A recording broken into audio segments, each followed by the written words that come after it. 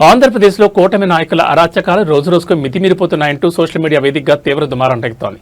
మొన్న గుంటూరు జిల్లాలో జరిగిన ఘటన మరొక ముందే నేడు కడప జిల్లాలో మహిళలపై తెలుగుదేశం పార్టీ నాయకులు జరిపిన దాడి తీవ్ర సంచలనంగా మారింది.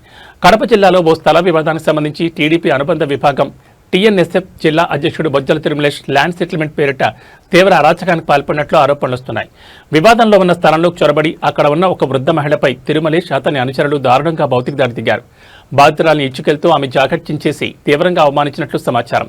అంతేకాకుండా రాడ్లు, కర్రలు, సుత్తులతో సదరు స్థలంలో హల్చల్ చేస్తూ అక్కడి వారిని భయభ్రాంతులకు గురిచేసిన విజువల్స్ ఇప్పుడు బయటకొచ్చాయి. ఈ దారుణానికి ఒడిగట్టిన టీఎన్ఎస్ఎఫ్ నేత బొజ్జల తిరుమలేష్ కడప మున్సిపల్ పరిధిలో కీలక నేతగా స్థానిక టీడీపీ ఎమ్మెల్యే మాధవిరెడ్డికి అత్యంత ముఖ్య అనుచరుడిగా ప్రచారంలో ఉన్నట్టు తెలుస్తోంది. అధికార పార్టీ అండ చూసుకుని మహిళలపై ఇలాంటి అరాచకాలకు తెగబడుతున్నారంటూ స్థానికులతో పాటు విపక్షాలు తీవ్ర ఆగ్రహం వ్యక్తం చేస్తున్నాయి.